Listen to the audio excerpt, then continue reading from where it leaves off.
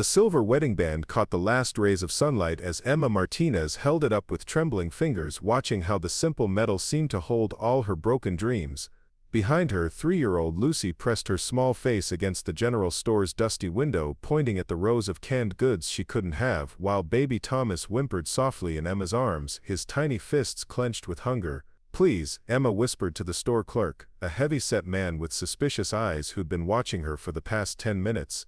"It's real silver, my grandmother's ring. It has to be worth something." Before we jump back in, tell us where you're tuning in from, and if this story touches you, make sure you're subscribed, because tomorrow I've saved something extra special for you. The man barely glanced at the delicate band with its tiny engraved roses. "Lady, I got a drawer full of wedding rings from desperate folks. What makes you think yours is special?" Emma's heart hammered against her ribs as Thomas let out another weak cry. She hadn't eaten in 2 days, saving every crumb for her children, and her milk had nearly dried up.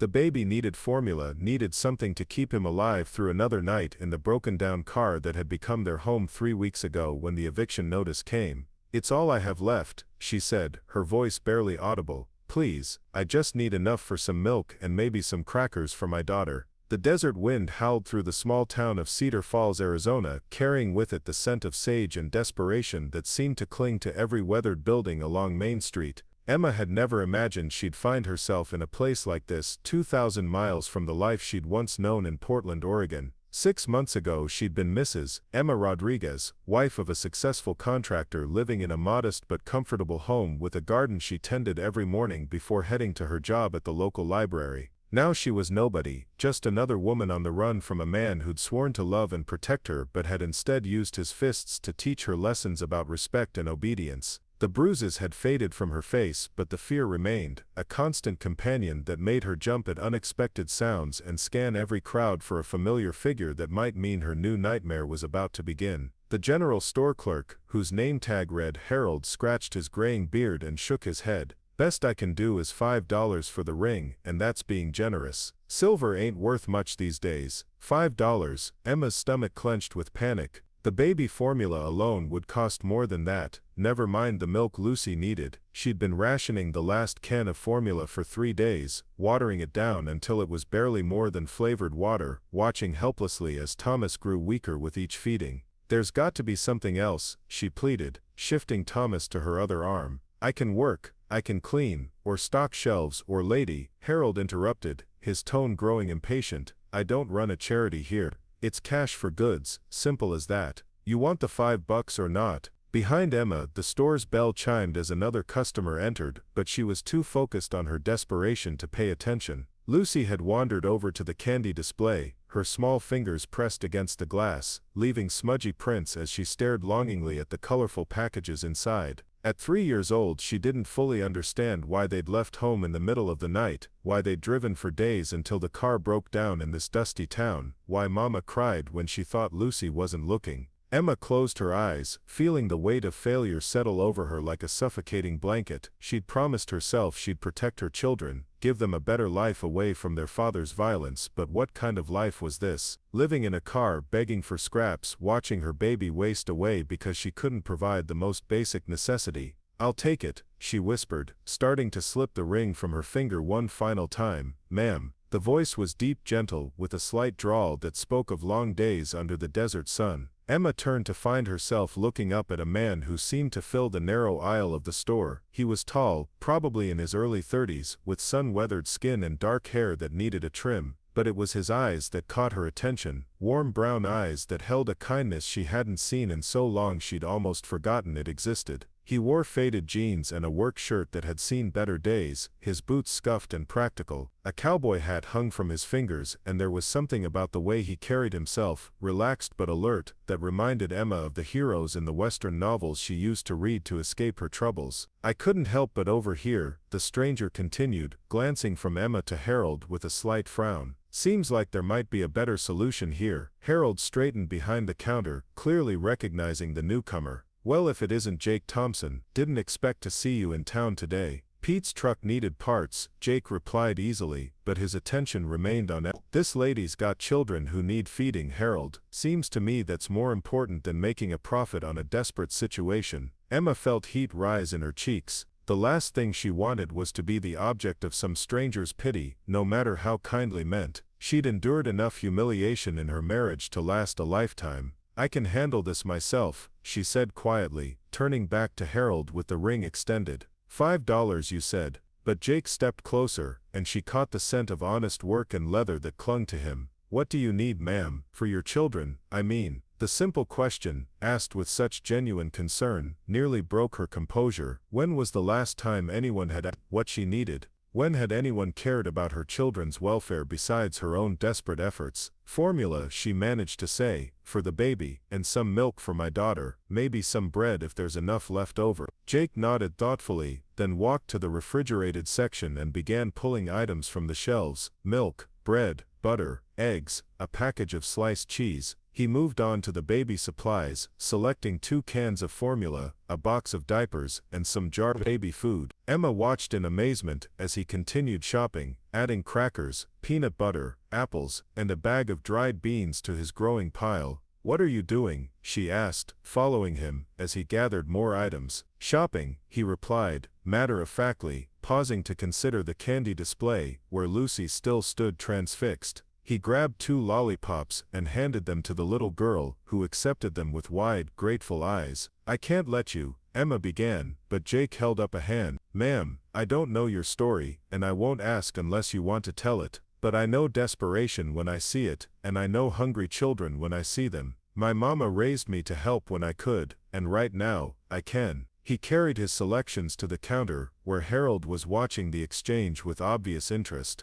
The clerk began ringing up the items, the total climbing steadily higher. Emma clutched Thomas closer, overwhelmed by the stranger's kindness and her own inability to accept it gracefully. "This is too much," she protested. "I don't even know you." Jake paid Harold without comment, then turned to face her fully. "My name's Jake Thompson. I run a horse ranch about 10 miles north of here. Been in these parts most of my life, and I've never seen you before, which means you're either passing through, or you're in some kind of trouble that brought you here." His directness surprised her. Most people danced around uncomfortable topics, but Jake seemed to have no patience for pretense. "I'm Emma," she said finally. "Emma Martinez. These are my children, Lucy and Thomas. Pleased to meet you all." Jake touched the brim of his hat in a gesture that seemed old-fashioned and charming. "Now, I've got a truck outside, and you've got groceries that need to get to your kids. Where are you staying?" The question hung in the air between them, and Emma felt her carefully constructed facade crumbling. She couldn't admit that they were living in a broken-down Honda Civic behind the abandoned gas station on the edge of town. Couldn't explain that she'd spent the last of her money on gas to get this far from Portland, following a half-remembered conversation about a cousin who might have lived in Arizona years ago. "We're between places right now," she said carefully. Jake studied her face for a long moment, taking in details she wished he couldn't see. The dark circles under her eyes from too many sleepless nights, the way her clothes hung loose on her frame from missed meals, the careful way she held herself, as if expecting a blow. "Harold," Jake said, without turning around, "mind if I use your phone?" "Help yourself," the store clerk replied, gesturing toward an old rotary phone behind the counter. Jake dialed a number from memory, waiting through several rings before someone answered. "Maria, it's Jake." "Yeah, I know it's late. Listen, I need you to prepare the guest room. I've got a lady with 2 small children who need a place to stay for a few days." He paused, listening to the response. "No, nothing like that. Just folks who've hit a rough patch." Preparing and narrating this story took us a lot of time, so if you are enjoying it, subscribe to our channel, it means a lot to us. Now back to the story. "Thanks, Maria. We'll be there within the hour." Emma stared at him in disbelief. "I can't stay at your house. I don't know you." "True enough," Jake acknowledged, hanging up the phone. "But you know I just spent $47 on groceries for your kids without asking for anything in return. You know I called ahead to make sure there'd be clean sheets and a hot meal waiting. And you know your baby needs a safe place to sleep tonight more than you need to worry about my intentions." The logic was sound, but Emma's hard-won wariness made her hesitate. She'd trusted her husband once, believed in his promises of love and protection, and look where that had gotten her. How could she trust a complete stranger, no matter how kind he seemed? "I have a housekeeper," Jake continued, apparently reading her thoughts. "Maria's been with my family for 20 years. She's got grandchildren of her own, And she'll make sure you and your kids are safe and comfortable. There's a guest room with a crib that hasn't been used in a while, and Maria makes the best chicken and dumplings in 3 counties. At the mention of food, Lucy looked up from her lollipop with interest. Mama, I'm hungry, she said in the frank way of small children who haven't yet learned to hide their needs. Emma's resolve wavered. When was the last time Lucy had eaten a proper meal? When had any of them slept in a real bed with clean sheets and the promise of safety through the night? Why? She asked Jake quietly. Why would you do this for strangers? Jake was quiet for a moment, his gaze drifting to the window where the desert stretched endlessly toward the horizon. 5 years ago, my sister found herself in a bad situation. Her husband turned out to be someone she didn't know as well as she thought. She took her daughter and ran, ended up in a town a lot like this one, scared and alone with nowhere to turn. Emma's heart clenched with recognition. What happened to her? A stranger helped her, Jake said simply. An older woman who ran a diner, gave her a job, a place to stay, helped her get back on her feet. Sarah's remarried now, happy, living in Colorado with a man who treats her and my niece like they're precious, but she might not have made it without that woman's kindness when she needed it most. The parallel wasn't lost on Emma. She could see in Jake's eyes that he understood more about her situation than he was letting on, that his offer wasn't just charity but recognition of a shared experience. I don't take handouts, she said, lifting her chin with what remained of her pride. Good, Jake replied, because I'm not offering one. Maria's getting on in years, and she could use help with the house and the cooking. The ranch keeps me busy from dawn to dusk, and there's always more work than I can handle alone. You stay as long as you need to get back on your feet, and you earn your keep by helping out. Fair trade. Emma looked down at Thomas, who had finally stopped crying and was staring up at Jake with the solemn gaze babies sometimes fixed on adults. Lucy had finished her lollipop, and was tugging on Emma's sleeve, ready to go wherever this kind stranger might take them. Just for a few days, Emma said finally, until I can figure out what to do next. Jake smiled, and the expression transformed his weathered features completely. Just for as long as you need. He gathered up the grocery bags while Emma collected her children, and they walked together toward the store's entrance. As Jake held the door open for her, Emma caught sight of her reflection in the glass, a tired woman with tangled hair and worry lines that hadn't been there a year ago, carrying a baby while a toddler clung to her free hand. She looked like exactly what she was, a woman on the run, desperate and afraid, with nothing left to lose. But for the first time in months, she also saw something else in that reflection, a flicker of hope, fragile as desert flowers after rain, but present nonetheless. Jake's truck was exactly what she'd expected, a well-used Ford pickup with a extended cab that looked like it had seen its share of hard work. He loaded the groceries in the back, then helped secure Thomas's car seat, which they'd retrieved from Emma's broken-down Honda. We'll come back for the rest of your things tomorrow, he said as he helped Lucy climb into the back seat. For tonight, you've got what you need. As they drove out of Cedar Falls, the desert landscape rolling past in shades of gold and purple under the setting sun, Emma found herself studying Jake's profile in the dashboard light. He drove with the easy confidence of someone who knew these roads by heart, one hand resting casually on the steering wheel, while he pointed out landmarks to Lucy, who was pressed against the window in fascination. That's Hawk's Peak, he told her, indicating a jagged mountain in the distance. And those lights way out there? That's the Navajo reservation. Good people out there. They've got the best pottery in the state if you're ever looking for something special. Lucy nodded solemnly, storing away this information as if she might need it someday. In the front seat, Thomas had fallen asleep in his car seat, finally relaxed enough to rest deeply. Tell me about your ranch, Emma said, partly to fill the comfortable silence, and partly because she wanted to know what kind of place she was bringing her children to. Jake's face lit up with obvious pride. 300 acres of the prettiest land in Arizona. My grandfather bought it in 1952, built it up from nothing. We run about 50 head of horses, quarter horses mostly, some for ranch work, some for riding. I breed them, train them, sell them to folks who know good horseflesh when they see it. Do you live there alone? Emma asked, then immediately regretted the personal question. Just me and Maria these days, Jake replied easily. My parents retired to Florida 5 years back, decided they'd have— Oh! Can't say I blame them, but this place is in my blood. Can't imagine living anywhere else. They turned off the main highway onto a dirt road that stretched straight across the desert floor. Oh!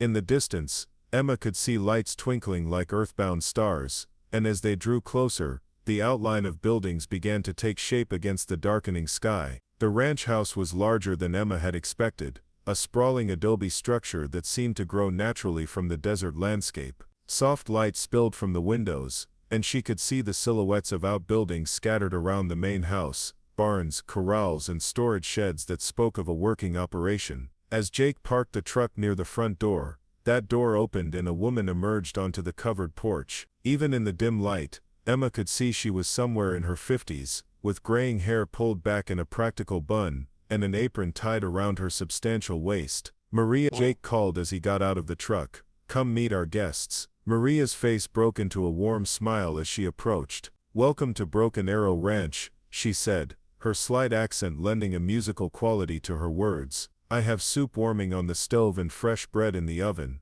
These babies look like they need some good feeding." Emma felt tears prick her eyes at the simple kindness in Maria's voice. How long had it been since anyone had welcomed her anywhere, since anyone had cared whether her children were properly fed? "I'm Emma Martinez," she said, shifting Thomas so she could offer her hand. "And this is Lucy and Thomas." "Beautiful children," Maria said, shaking Emma's hand with both of hers. "Come, we get you settled, then we eat." Growing babies cannot wait for ceremony. The interior of the ranch house was exactly what Emma had imagined a home should look like. The living room was spacious but comfortable, with leather furniture that showed the wear of daily use and walls lined with photographs of horses and family gatherings. A stone fireplace dominated one wall, and Emma could smell the lingering scent of wood smoke that spoke of cozy winter evenings. "The guest room is back here," Maria said, leading them down a hallway lined with more family photographs. "Jake's mama decorated it when his sister used to visit with her little girl. Everything is ready for you." The guest room was perfect, a double bed with a colorful quilt, a rocking chair by the window, and in the corner a crib with fresh white sheets and a mobile of tiny horses that turned slowly in the air currents from the heating vent. "Maria, this is beautiful," Emma said, setting Thomas down gently in the crib. He stirred but didn't wake, finally getting the deep sleep he'd been denied for weeks. "A baby should sleep in a proper bed," Maria replied firmly, "and a mama should not worry about her children being safe. Here they are safe." Lucy had discovered a basket of toys beside the rocking chair, wooden blocks, a stuffed horse, some well-loved picture books. She looked up at Emma with a question in her eyes. "Go ahead, sweetheart," Emma said softly, "you can play with them." As Lucy settled onto the floor with a book about a little girl and her pony, Jake appeared in the doorway with Emma's small suitcase, the only luggage she'd been able to grab when they fled Portland in the middle of the night. "Bathroom's right across the hall," he said, setting the suitcase on the bed. "Fresh towels and soap, everything you need. Maria's got dinner about ready, so whenever you're settled." Emma nodded, suddenly overwhelmed by the reality of being in a safe place with kind people who asked nothing of her but the chance to help. "Jake, I don't know how to thank you." He paused in the doorway, his hat back on his head, ready to head out to evening chores. "No need for thanks, Emma. Just take care of yourself and your kids. Everything else will work itself out in time." After he'd gone, Emma sat in the rocking chair and watched Lucy page through the picture book, her small fingers tracing the illustrations of horses and riders. Thomas slept peacefully in the crib, his breathing steady and calm for the first time in weeks. For a moment, Emma allowed herself to imagine what it would be like to stay here, to build a new life in this place where kindness seemed as natural as the desert air, but reality intruded quickly. She was still married to a man who would never stop looking for her, still a woman with no money, no job, no real plan for the future beyond keeping her children safe one day at a time. Jake Thompson was a good man, that much was clear. But good men didn't deserve to have their lives complicated by women on the run from dangerous husbands. She would stay a few days, just long enough to rest and figure out her next move, and then she would take her children and disappear again before her troubles could touch this family who had shown them such unexpected mercy. From the kitchen came the sound of Maria humming as she prepared dinner, a cheerful melody that seemed to wrap around Emma like an embrace. For tonight at least, they were safe. For tonight her children would sleep in clean beds with full stomachs and the promise that tomorrow would bring more of the same. It would have to be enough. The call to dinner came just as Emma had finished helping Lucy wash her hands and face in the bathroom across the hall. Thomas was still sleeping peacefully, and Maria assured her he would be fine in the crib while they ate. The kitchen was the heart of the ranch house, Emma realized as they entered the spacious room. A large wooden table dominated the center, surrounded by mismatched chairs that looked like they'd been collected over decades of family meals. The walls were covered with children's artwork, family photographs, and handwritten recipes that spoke of generations of women who had cooked and loved in this space. Jake was already seated at the head of the table, his hat hanging on the back of his chair and his sleeves rolled up to reveal forearms marked by years of hard work. He stood when Emma and Lucy entered, a gesture of old-fashioned courtesy that reminded Emma of her grandfather. "Smells incredible, Maria," Emma said, taking in the spread before them. A large pot of chicken and dumplings sat in the center of the table, surrounded by bowls of green beans, cornbread still warm from the oven, and a salad that looked like it had come straight from a garden. "My grandmother's recipe," Maria replied proudly, ladling generous portions into bowls. Jake's favorite since he was Lucy's age. Lucy's eyes grew wide as Maria placed a bowl in front of her, the rich gravy and tender dumplings unlike anything she'd seen in weeks. Emma felt her own stomach clench with hunger, but she waited until everyone was served before picking up her spoon. The first bite was revelation. Rich, savory broth with herbs she couldn't identify, vegetables that had clearly been grown with care, and dumplings so light they seemed to melt on her tongue. Emma had to concentrate to eat slowly, to not embarrass herself by wolfing down the food like the starving woman she was. "Lucy, you like horses?" Jake asked, cutting his cornbread into small pieces to soak up the gravy. Lucy nodded enthusiastically. "Mama read me a book about a horse named Black Beauty. He was very brave." "Well, we've got some horses here that are just as brave as Black Beauty," Jake told her.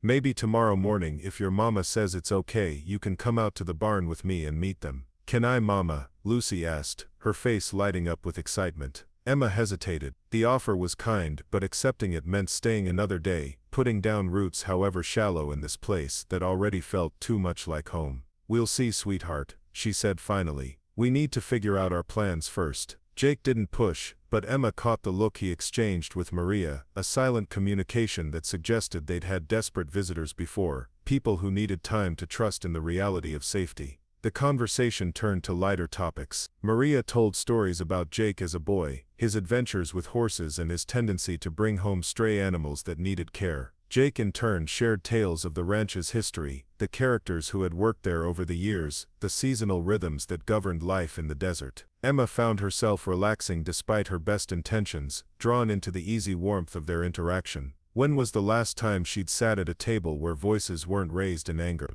where conversation flowed naturally without the undercurrent of tension that had marked every meal in her marriage? Lucy fell asleep in her chair before dessert, her small body finally surrendering to exhaustion and the security of a full belly. Jake carried her to the guest room without being asked, settling her gently on the bed while Emma tucked her under the covers. "She's a beautiful little girl," Jake said quietly as they watched Lucy sleep. "Looks just like her mama." Emma felt heat rise in her cheeks at the compliment. "She's the best thing in my life. Both of them are." "I can see that," Jake replied. "The way you look at them, protect them, that's real love. Not everyone's lucky enough to have that." There was something in his voice, a wistfulness that made Emma wonder about his own story. A man like Jake should have a family of his own by now, children who would benefit from his kindness and strength. But that was none of her business, and she was in no position to ask personal questions of the man who had already given her so much. Back in the kitchen, Maria was packing leftovers into containers. "For tomorrow," she explained when Emma protested.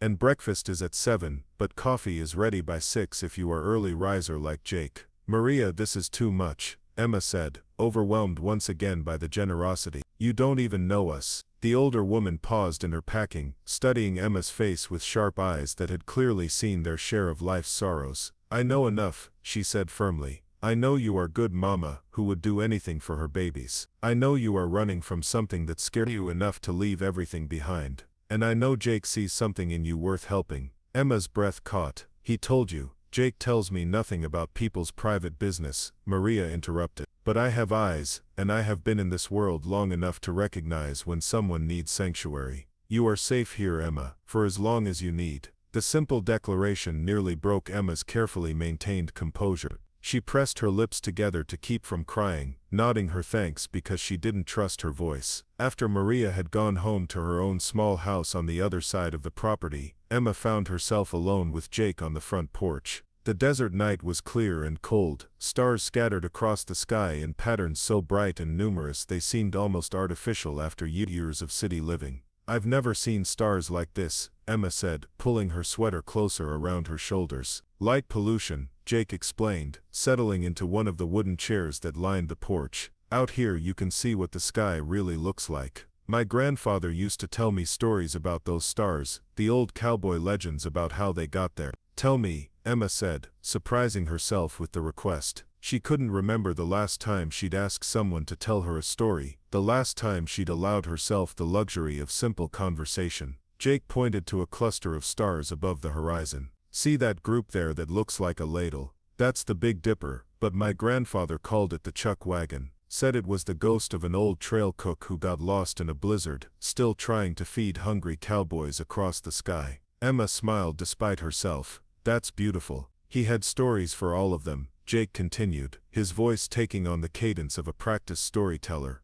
"The North Star was the lantern of a faithful wife, waiting for her husband to come home from the war. That bright star over there was the silver button from a sheriff's vest, dropped when he was chasing outlaws and never found again." "Did you believe them?" Emma asked. Jake was quiet for a moment considering. "I believed in the magic of them. Still do, I suppose. There's something about being out here under all that sky that makes a person think anything's possible." They sat in comfortable silence, watching the stars and listening to the distant sounds of the desert night, the call of an owl, the rustle of small creatures in the brush, the gentle lowing of cattle in a far pasture. "Jake," Emma said finally, her voice barely above a whisper, "what you did today, helping us, I need you to know it probably saved our lives." He turned to look at her, his face serious in the starlight. "What kind of life were you living before, Emma? What were you running from?" The question hung in the night air between them, loaded with implications and possibilities. Emma wasn't sure she was ready to explore. She could tell him the truth about David's fists and his threats, about the night she'd finally grabbed the children and run, about the constant fear that he would find them and drag them back to a life that had become a prison.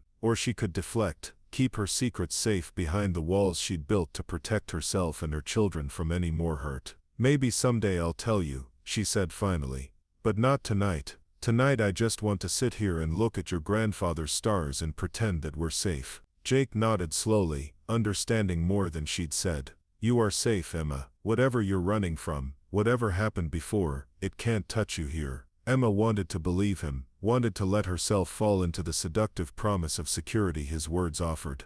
But she'd learned the hard way that safety was an illusion, that the people who promised to protect you could become the very ones you needed protection from. Still sitting on this porch under the vast desert sky with a man who had shown her nothing but kindness, she could almost imagine what it might feel like to truly belong somewhere again. Inside the house, Thomas began to cry, not the desperate wail of hunger or fear, but the ordinary fussing of a baby who had slept enough for the moment. Emma rose to go to him, but Jake's voice stopped her at the door. "Emma," she turned back, seeing him silhouetted against the starry sky. "Keep the ring," he said quietly. "Whatever it means to you, whatever memories it holds, you'll need it again someday." Emma's hand went instinctively to her left ring finger where the silver band still rested. In all the chaos of the day she'd forgotten she was still wearing it, forgotten her desperate attempt to trade it for milk money. "How do you know?" she asked. Jake stood, moving toward the door to hold it open for her. "Because women like you, women with courage enough to start over, love enough to protect their children no matter what it costs them, they don't give up on love forever. Someday when you're ready you'll want to believe in it again." Emma studied his face in the porch light, looking for signs of the ulterior motives she'd learned to expect from men who said such things. But Jake's expression held only gentle certainty, the confidence of someone who still believed in happy endings despite whatever sorrows had marked his own life. "Good night, Jake," she said softly. "And thank you for everything." As she headed down the hallway to comfort her baby, Emma twisted the silver ring on her finger, thinking about Jake's words. "Keep it, you'll need it again." The idea seemed impossible from where she stood now, a woman with no home, no money, no future beyond the desperate hope of keeping her children safe. but holding Thomas against her shoulder as he settled back into peaceful sleep, surrounded by the quiet security of Jake Thompson's ranch house, Emma allowed herself to wonder if maybe, just maybe, Jake was right. Maybe she would need the ring again someday. Maybe there really was such a thing as second chances, even for broken women who had lost their way in the darkness. Maybe the stars Jake's grandfather had woven into stories really did watch over people like her, guiding them toward the light when they needed it most. In the morning, she told herself as she settled into the rocking chair to watch her children sleep. In the morning she would figure out what came next, would make the hard decisions about their future. But tonight, for the first time in longer than she could remember, Emma Martinez allowed herself to hope. Dawn broke over the Arizona desert with a palette of rose and gold that painted the ranch house walls in warm light. Emma woke to the unfamiliar sound of silence. No traffic, no sirens, no shouting neighbors through thin apartment walls. For a moment she lay still in the comfortable bed, disoriented by the absence of fear that had become her constant companion. Thomas was still sleeping peacefully in the crib, his small chest rising and falling in the steady rhythm of true rest. Lucy had climbed into bed with Emma sometime during the night, her warm little body curled against her mother's side like a trusting kitten. The sight of her daughter sleeping without the tense alertness that had marked her nights in Portland brought tears to Emma's eyes. The smell of coffee drifted down the hallway, followed by the gentle sounds of someone moving around the kitchen. Maria, Emma realized, already starting her day of caring for this household with the quiet efficiency of long practice. Emma slipped carefully from the bed, not wanting to wake Lucy, and padded barefoot to the window.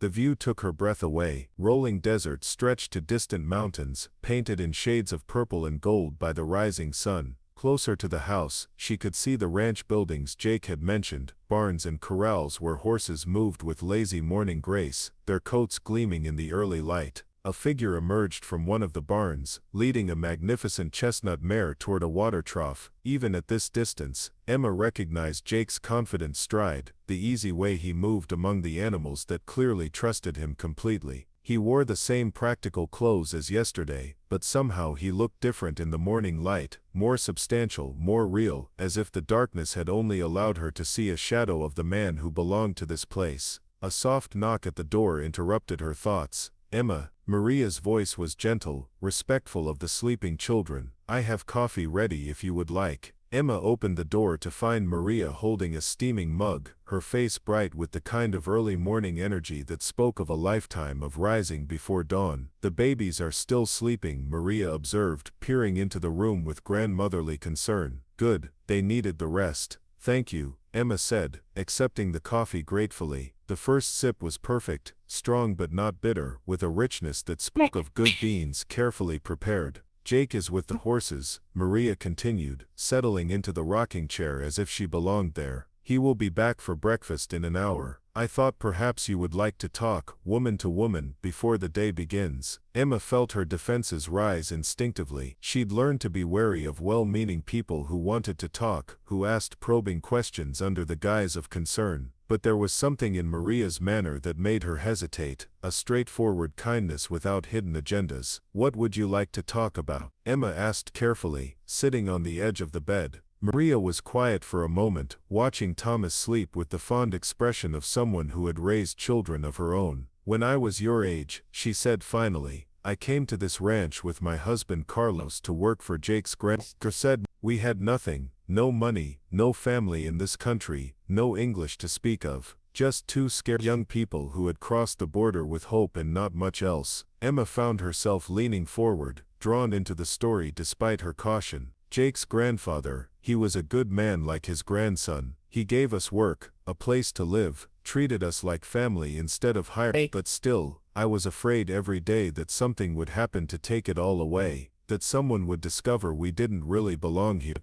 The parallel wasn't lost on Emma. "What happened?" "Time," Maria said simply. "Time and the kindness of people who saw us as human beings instead of problems to be solved. Eventually, I stopped looking over my shoulder. Eventually, this place became home instead of just a place to hide." Emma sipped her coffee, considering the older woman's words. "How long did it take to stop being afraid?" Maria smiled. "Years, but to start believing I might be safe, that happened much sooner. The first time Carlos got sick, and Jake's grandfather sat with him all night, bringing medicine, and making sure the fever broke. The first time their grandmother brought soup when I was too pregnant to cook. Small kindnesses that added up to something bigger.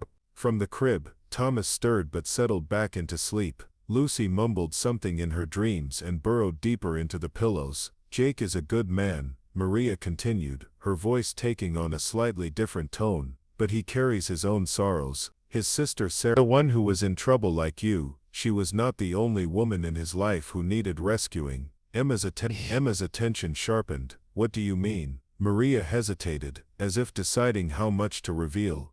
There was a woman named Rebecca. Jake loved her very much, wanted to marry her, but she had been hurt badly by the man before him, and she could never quite believe that Jake was different. She kept waiting for him to show his true nature, kept testing him to see when he would break. What happened to her? She left, Maria said sadly. One morning, Jake woke up and she was gone. No note, no goodbye, just empty closets and a broken man who blamed himself for not being able to convince her she was safe. Emma felt something twist in her chest, sympathy for Jake, but also recognition of her own feelings reflected in another woman's story. When was this? 2 years ago. Since then, Jake throws himself into the ranch, helps people who need it, but keeps his heart locked away safe. Until yesterday, when he saw you in that store. Maria's knowing eyes met Emma's over the rim of her coffee cup. I have not seen him look at a woman the way he looked at you since Rebecca left. Heat flooded Emma's cheeks. Maria, we're not. I mean, he was just being kind. Kind, yes, but also interested. Maria's smile was gentle but persistent. A woman my age learns to see these things. Jake Thompson is not a man who brings home strays unless they touch something deep in him. Before Emma could respond, Lucy stirred and sat up in bed, her hair tousled, and her eyes bright with the resilience of childhood. Mama, where are we? We're at the ranch, sweetheart. Emma said, grateful for the interruption. Remember Mr. Jake and Maria from last night? Lucy nodded solemnly, then turned to Maria with the directness children possessed. Are you making breakfast? I'm very hungry. Maria laughed, a warm sound that filled the room. I am making breakfast, little one. Would you like to help me? As they made their way to the kitchen, Thomas waking in Emma's arms, Emma tried to process what Maria had told her. The idea that Jake might be interested in her as more than someone to help was both thrilling and terrifying. She wasn't ready for complications, especially not with a man who had already shown her more kindness than she knew how to handle. The kitchen was alive with morning bustle. Maria set Lucy up on a step stool beside the stove, teaching her how to flip pancakes while Emma fed Thomas a bottle of formula. The domesticity of it all felt surreal after months of surviving on convenience store food and the charity of strangers.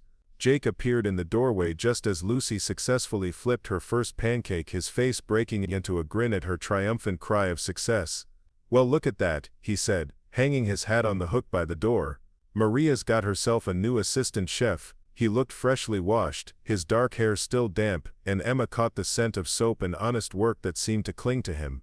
When he smiled at Lucy's pancake accomplishment, laugh lines appeared around his eyes, making him look younger and somehow more approachable. Good morning, he said to Emma, his voice carrying a warmth that made her pulse quicken despite her best efforts to remain detached. Good morning, she replied, focusing on Thomas's bottle to avoid meeting his eyes directly.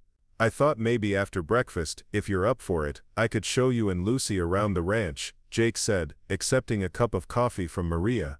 Nothing too strenuous, just a chance to get your bearings. Emma hesitated. Every instinct screamed at her to keep moving, to not get comfortable in this place that already felt too much like the home she'd always dreamed of. But Lucy's face lit up with excitement at the prospect of seeing the horses, and Emma found herself nodding before she could think better of it. Just for a little while, she said. We should probably start making plans for what comes next. Something flickered across Jake's expression, disappointment, maybe, or concern. But he just nodded. Of course, take all the time you need to figure things out. Breakfast was a revelation of normalcy. Jake told stories that made Lucy giggle, Maria fussed over everyone's plate, and Thomas gurgled happily in his high chair, finally alert and content after days of listless exhaustion. Emma found herself relaxing despite her determination to keep her guard up, drawn into the easy warmth of a family meal. It wasn't until they were finishing that the phone rang, its shrill tone cutting through the comfortable conversation like a blade. Jake answered on the third ring, his voice casual and welcoming. Broken Arrow Ranch. Emma watched his expression change as he listened to whoever was on the other end. His jaw tightened, and his free hand clenched into a fist on the table. "I see," he said carefully. "And you're calling because," more listening. Emma felt her chest tighten with familiar panic, the instinctive knowledge that trouble had found them even here. "No, I haven't seen anyone matching that description," Jake said, his eyes finding Emma's across the table. The lie came smoothly, but she could see the tension in his shoulders. "If I do, I'll be sure to let you know." He hung up the phone with deliberate calm, but the atmosphere in the kitchen had changed completely. Maria had gone still beside the stove, and Lucy looked between the adults with the confused anxiety children felt when the mood shifted unexpectedly. "Who was that?" Emma asked, though she already knew the answer would shatter the fragile peace of the morning. Jake hesitated, clearly weighing his words. "A private investigator, looking for a woman and 2 children who might have passed through the area, said his client was very concerned about their welfare." Emma's blood turned to ice. The coffee cup slipped from her nerveless fingers, shattering on the kitchen floor in a spray of ceramic and hot liquid. "Hey," Jake said quickly, rising from his chair. "It's okay, he doesn't know you're here." But Emma was already on her feet. Thomas clutched to her chest, her mind racing with the implications. A private investigator meant David had money behind his search now, professional help in tracking them down. It meant he wasn't giving up, wasn't going to let them disappear into a new life somewhere far from his reach. "I have to go," she said, her voice sharp with panic. "Right now, we have to leave." "Emma, wait." "No." The word came out harsher than she intended, making Lucy flinch and Thomas start to cry. "You don't understand. If he finds us here, if he knows you helped us, he won't find you here," Jake said firmly, moving around the table toward her. "And even if he does, he won't get near you or your children." Emma backed toward the doorway, shaking her head frantically. "You don't know him. You don't know what he's capable of." "Then tell me," Jake said, his voice gentle but urgent. "Tell me what we're dealing with so I can help protect you." For a moment Emma wavered. The temptation to share the burden she'd been carrying alone was overwhelming. To have someone else know the truth about the bruises and the threats, the escalating violence that had finally driven her to grab her children and run into the night. But then she thought about Jake's kind eyes, about Maria's gentle hands, about this place that had offered them sanctuary. She couldn't bring that poison into their lives, couldn't repay their kindness by making them targets of David's rage. "I'm sorry," she whispered, tears streaming down her face. "I'm so sorry, but we can't stay. We can't put you in danger." She turned and ran toward the guest room, Jake's voice calling after her, but she didn't stop. In the room, she threw their few belongings into the small suitcase with shaking hands while Thomas cried and Lucy watched with wide, frightened eyes. "Mama, are we leaving?" Lucy asked in a small voice. "Yes, baby," Emma said, trying to keep her voice steady. "We have to go on another adventure, but I like it here," Lucy said, tears starting to flow. "I like Maria and Mr. Jake. Why can't we stay?" Emma's heart broke at the confusion in her daughter's voice, but she forced herself to keep packing. "Sometimes we can't stay in nice places, sweetheart. Sometimes we have to keep moving to stay safe." Jake appeared in the doorway, his face set with determination. "Emma, you're making a mistake." "No," she said, without looking at him. "The mistake was coming here in the first place. I should never have involved you in this." "Involved me in what?" Jake stepped into the room, his presence filling the space. "What are you so afraid of?" Emma whirled to face him, Thomas still crying in her arms, her own tears making it hard to see. "I'm afraid of a man who put me in the hospital twice. I'm afraid of someone who threatened to kill me and take my children if I ever tried to leave him. I'm afraid of what he'll do to anyone who tries to help me." The words hung in the air between them, raw and terrible. Jake's face went white, then dark with an anger Emma had never seen from him. "Your husband," he said. It wasn't a question. Emma nodded, unable to speak around the lump in her throat. "And you think running is the answer? You think taking these children and living in fear for the rest of your lives is protecting them? It's better than being dead." Emma shot back, the truth of it cutting through the room like a knife. Jake was quiet for a long moment, studying her face with an intensity that made her want to look away. "What's his name?" "Jake," No, his name, Emma. The authority in his voice surprised her into answering. David Rodriguez. He lives in Portland. He's a contractor, well-connected, has friends in the police department. That's why running was the only option. Jake nodded slowly, as if filing the information away. And you've been on the road for how long? 3 weeks, Emma admitted. Maybe 4. The days kind of blur together. Living in your car? It wasn't a question, but Emma nodded anyway. With a sick baby, and a scared little girl, because you thought that was safer than asking for help. The judgment in his voice stung, but Emma lifted her chin defiantly. It was safer. Until now, no one got hurt because of us.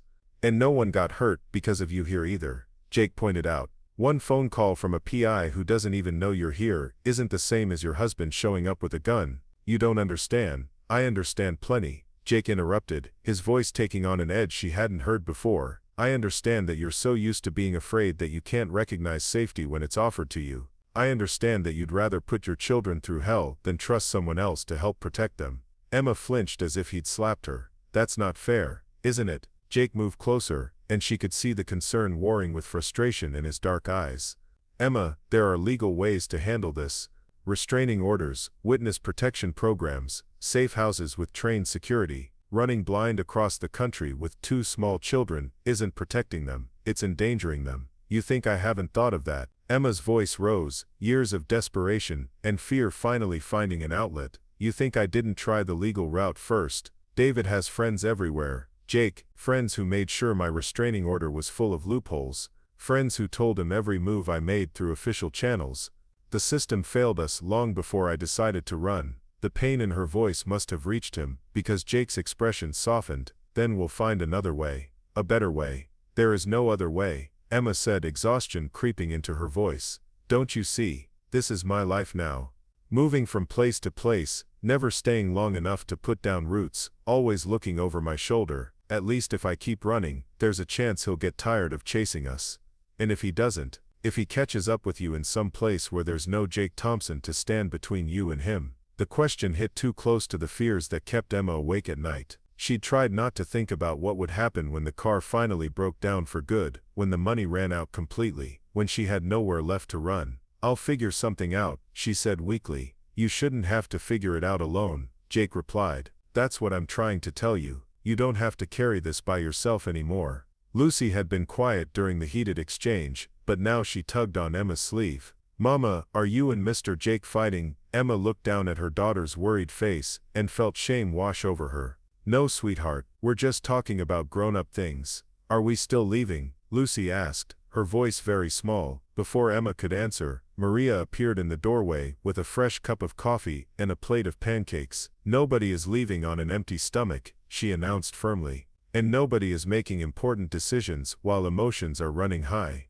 She set the coffee and food on the dresser, then crossed to Emma and gently took Thomas from her arms. The baby quieted immediately under Maria's practiced touch. Sit, Maria commanded, pointing to the rocking chair. Eat, think, then decide what is best for your children, not what is easiest for your fear. Emma wanted to argue, but the authority in Maria's voice reminded her of her own grandmother, a woman who had brooked no nonsense from anyone. She found herself sinking into the rocking chair, accepting the plate of food, even though her appetite had vanished completely. Jake leaned against the doorframe, his arms crossed, watching her with an expression she couldn't read. The PI who called, he said finally. He's not the only one looking for you, is he? Emma shook her head, taking a mechanical bite of pancake that tasted like sawdust. David hired a firm, professional hunters. They're good at what they do. How do you know? Because they found my cousin in Denver. She'd been hiding me for a few days, and suddenly there were men asking questions about me in her neighborhood. She had to tell me to leave. Jake nodded thoughtfully. So they're working from known associates, family members, people who might help you. Yes, but they don't know about me. There's no connection between us for them to trace. Emma looked up at him, seeing where his thoughts were leading. Jake, I can't ask you to. You're not asking, he said simply. I'm offering. Stay here, Emma. Let me help you find a real solution instead of just running from the problem. The temptation was overwhelming. To have help, to have someone else share the burden of keeping her children safe, to rest for more than a few hours at a time, it was everything she'd dreamed of during the long, terrifying weeks on the road. But dreams had a way of turning into nightmares, and the cost of being wrong about Jake's ability to protect them was higher than she could bear. "What if you're wrong?" she asked quietly. "What if he finds us here and people get hurt because I was too selfish to keep running?" Jake pushed off from the doorframe and knelt beside her chair, his eyes level with hers. "What if I'm right? What if this is where you and your children finally get to stop being afraid?" Emma studied his face, looking for signs of the doubt or hidden motives she'd learned to watch for. But Jake's expression held only steady determination and a kindness that seemed too genuine to be false. "I don't know how to trust anyone anymore," she whispered. "Then don't trust me yet," Jake said. "Just stay long enough to let me prove that I'm worth trusting." From across the room, Lucy spoke up in the clear voice children used when they'd been thinking hard about something. "Mama, can we stay until I learn to ride a horse?" Mr. Jake said. "Maybe he'd teach me." Emma's heart clenched at the hope in her daughter's voice, at the simple wish for something normal and wonderful in a life that had been defined by fear and uncertainty.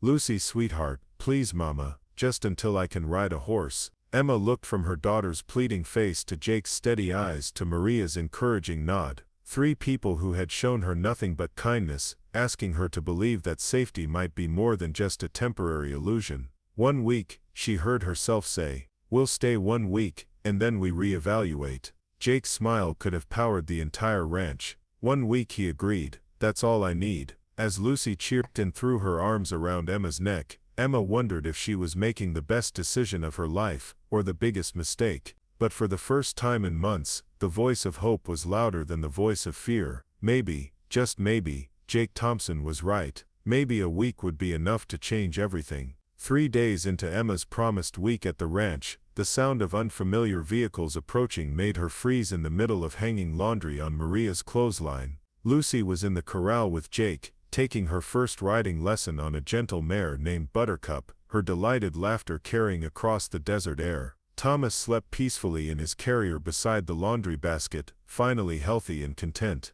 Emma's hands trembled as she recognized the black SUV leading a convoy of 3 vehicles up the ranch's long driveway. She'd seen that same SUV parked outside her cousin's house in Denver, had memorized its license plate during her panicked flight from Colorado. They'd found her. "Lucy," she called, trying to keep her voice steady. "Come here, sweetheart, right now." Something in her tone must have alerted Jake, because he immediately lifted Lucy from the horse and carried her toward Emma, his face grim with understanding.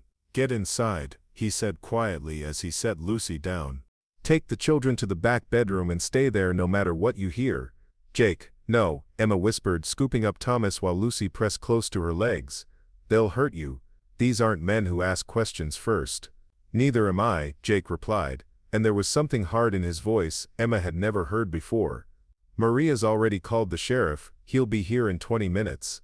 That might be too late." Jake's hand found hers, squeezing briefly. "Trust me, Emma, I promised you'd be safe here, and I keep my promises."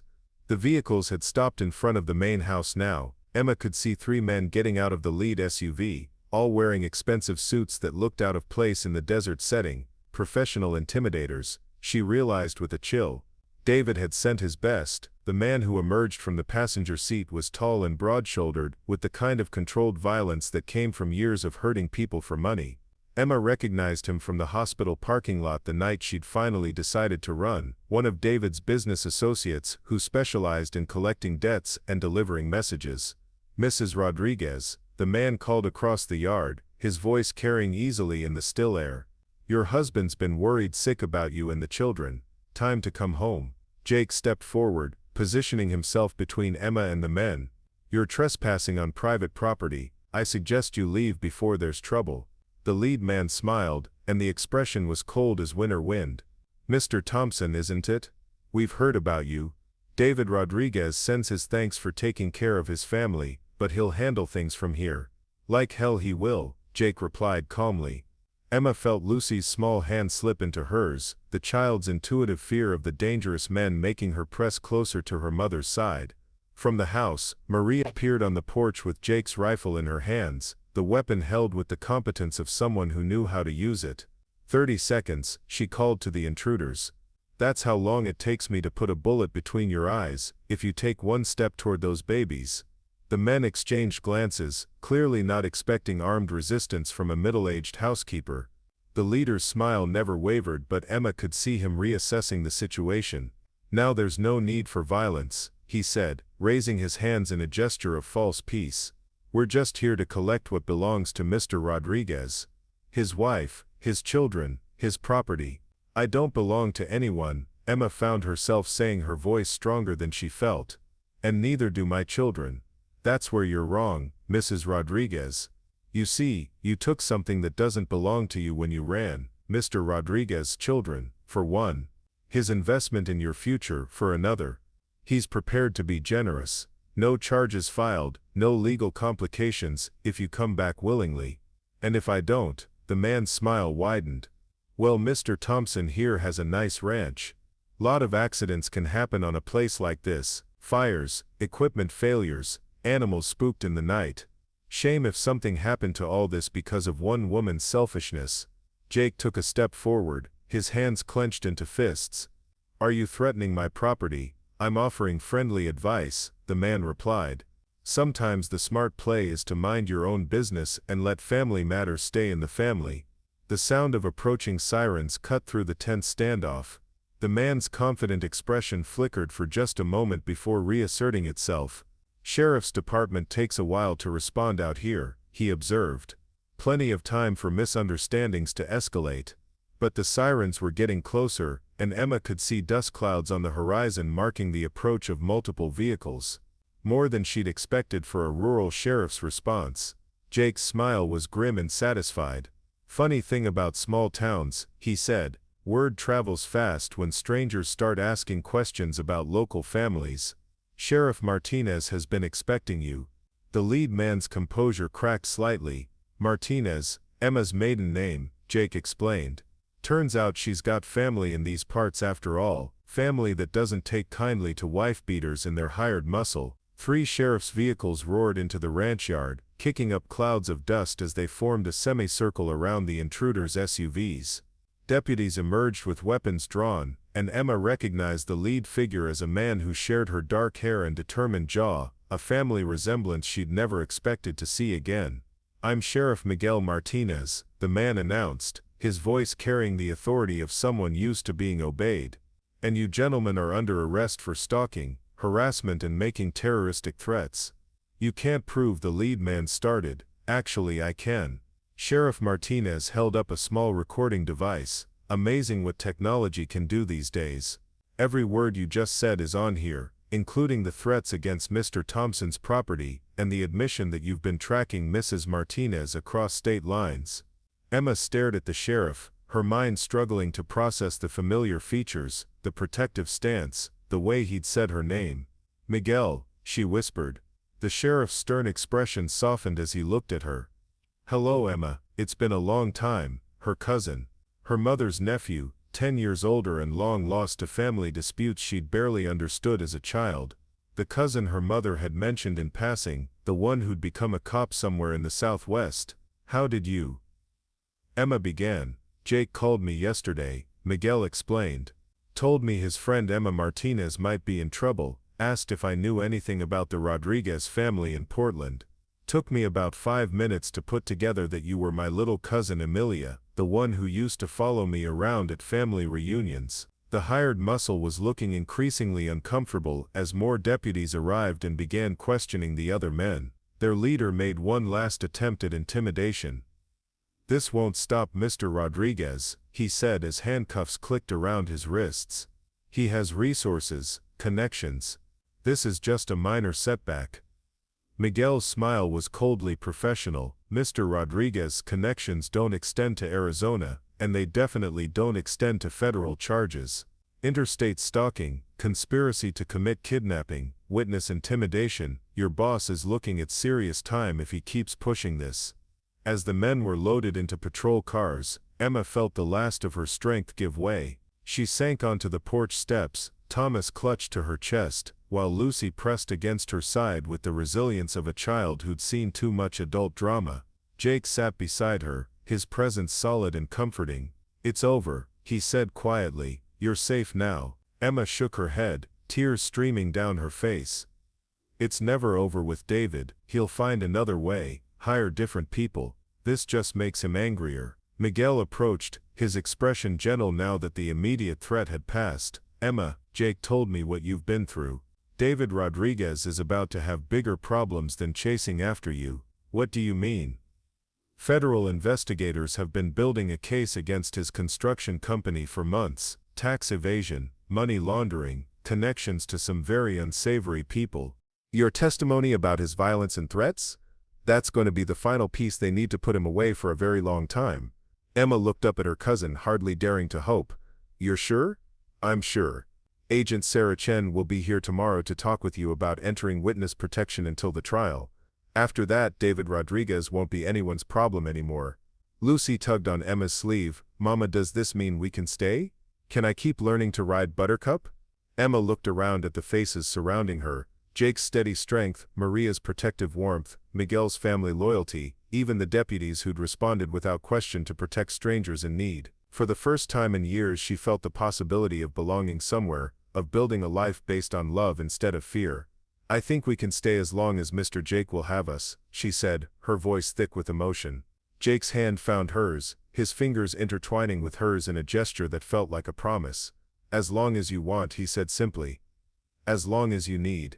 That evening, after Miguel had left and the federal agent had been contacted, after statements had been given and protection arrangements made, Emma found herself on the porch swing with Jake, watching the desert stars emerge in the darkening sky. Your grandfather's stories, she said softly, about the stars being made from lost things finding their way home. Do you think he was right? Jake followed her gaze upward, his arms settling comfortably around her shoulders. I think some things that seem lost forever have a way of coming back when they're most needed. Emma twisted the silver ring on her finger, remembering his words from that first night. Keep it, you'll need it again. At the time, the idea of ever trusting in love again had seemed impossible. Now, surrounded by the security of Jake's embrace, and the promise of a future free from fear, she could almost imagine what it might feel like to believe in happy endings again. Jake, she said quietly. Thank you, for everything. For seeing us in that store, for bringing us home, for keeping your promise that we'd be safe. Jake pressed a kiss to the top of her head, the gesture tender and full of unspoken promises. Thank you for trusting me enough to stay, for giving us all a chance at something real. In the distance, Lucy's laughter drifted from the guest room where Maria was reading bedtime stories. Thomas slept peacefully in his crib, finally secure in the knowledge that tomorrow would bring the same safety as today. Emma looked up at the stars Jake's grandfather had woven into legends, thinking about lost things finding their way home, about second chances and the courage to believe in love again. Maybe, she thought as Jake's arms tightened around her, she would need that silver ring again after all. 6 months later, Emma stood in the same general store where her new life had begun, but this time she wasn't desperate. Her hands were steady as she placed groceries on the counter, fresh vegetables from Maria's garden, ingredients for the apple pie Jake loved, formula for Thomas who had grown chubby and healthy under the desert sun. Harold, the store clerk, smiled warmly as he rang up her purchases. How's that little boy of yours doing, Mrs. Thompson? Emma's heart still skipped when someone used her new name. The wedding had been simple, just family and close friends gathered in the ranch's backyard under a canopy of desert stars. Lucy had been the flower girl, scattering rose petals with solemn concentration, while Thomas had slept peacefully in Maria's arms throughout the ceremony. He's perfect, Emma replied, adjusting the baby carrier where Thomas gurgled contentedly, growing bigger every day. The trial had ended 3 weeks ago with David Rodriguez sentenced to 15 years in federal prison. Emma had testified via video link, her voice strong and clear as she told the truth about years of abuse and terror. The judge's final words still echoed in her memory. Justice delayed is not justice denied. Lucy burst through the store's front door with the exuberance of a child who had never known fear. At 4 years old she was confident and bright, her days filled with horseback riding lessons and helping Maria in the kitchen. She barely remembered the time when they lived in a car and traded jewelry for milk. Mama, Daddy says to tell you the new foal is here. Lucy announced breathlessly. It's a girl and she's brown like chocolate, and Daddy says maybe I can help name her. Emma's heart swelled at the excitement in her daughter's voice. Jake had legally adopted both children after their marriage, giving them the security of a father who would protect and cherish them. The paperwork had been finalized just last week, making their family official in every way that mattered.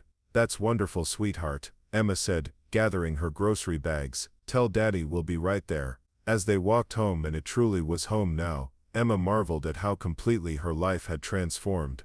The woman who had once trembled in this very store, desperate enough to trade her wedding ring for baby formula, seemed like someone from another lifetime. The silver ring still lived in her jewelry box, but now it shared space with the simple gold band Jake had placed on her finger 6 months ago. She'd kept the old ring not as a reminder of pain but as proof of survival, of the strength she'd found when everything seemed hopeless. At the ranch, Jake was waiting by the barn with a grin that could light up the entire desert. His shirt sleeves were rolled up, revealing arms streaked with hay and happiness. Becoming a father had suited him perfectly. He was patient with Lucy's endless questions, gentle with Thomas's fussy moments, and endlessly supportive of Emma's journey toward healing. Come see our newest addition, he said, sweeping Lucy up in one arm while wrapping the other around Emma's waist. She's already got her mama's attitude. Inside the barn, a chestnut mare stood protectively over her foal, a perfect miniature version with long legs and bright, curious eyes. Lucy gasped with delight, pressing her hands against the stall gate. She's beautiful, Daddy. Can we really name her? What do you think, sweetheart? Jake asked, setting Lucy down so she could get a better look. Lucy studied the foal with the serious concentration she brought to all important decisions. Hope, she said finally. Her name should be Hope. Emma felt tears prick her eyes at her daughter's choice. How perfectly it captured their journey, from desperation to joy, from running to belonging, from fear to love. Hope it is, Jake agreed, his voice thick with emotion, as he met Emma's gaze over their daughter's head. That evening, after Lucy had fallen asleep telling Thomas all about the new foal, Emma and Jake sat on their porch swing watching the stars emerge. The desert night was peaceful, filled with the gentle sounds of horses settling for the evening, and the distant call of a night bird. Any regrets? Jake asked softly, his arm tightening around her shoulders. Emma considered the question seriously. The path that had brought her here had been marked by pain and terror, sleepless nights and desperate choices, but it had also led to this moment, surrounded by love, secure in safety, holding the promise of a future filled with laughter and growth. Only one, she said finally. Jake tensed slightly. What's that? Emma smiled, turning to face the man who had saved her in every way that mattered. I wish I'd found you sooner. His answering kiss was soft and sure, tasting of forever and new beginnings. When they broke apart, Emma saw her own contentment reflected in his dark eyes. We found each other exactly when we were supposed to, he said. Sometimes the best things come to those who never stop hoping. From inside the house came the soft sound of Thomas stirring, ready for his evening feeding. Emma rose to tend to her son, but Jake caught her hand, bringing it to his lips to press a gentle kiss to her wedding ring. I love you, Mrs. Thompson, he said simply. I love you too, Mr. Thompson, she replied, the words as natural as breathing. As she walked inside to care for her baby, Emma passed the hallway mirror and caught sight of her reflection. The woman looking back at her bore little resemblance to the desperate, frightened person who had once begged a store clerk to buy her wedding ring for milk money. This woman stood tall and confident, her eyes bright with love and purpose. This woman had a family who adored her, a home where she belonged, and a future that stretched endlessly ahead, like the desert sky. Sometimes, Emma thought as she lifted Thomas from his crib, the most broken things could be made beautiful again. Sometimes love really was enough to heal every wound and make every sacrifice worthwhile. Outside, Jake's laughter mixed with Lucy's excited chatter as they planned their next adventure with the new foal. Inside, Thomas settled into his mother's arms with the trust of a child who had never known anything but safety and affection. The silver ring in her jewelry box caught the lamplight, a reminder of how far they'd all traveled. But it was the gold band on her finger that mattered now, a symbol of promises kept and love that would last forever. Emma smiled, as she fed her son, surrounded by the sounds of her family and the certainty that this was exactly where she was meant to be. Home. Up next, you've got 2 more standout stories right on your screen. If this one hit the mark, you won't want to pass these up, just click and check them out.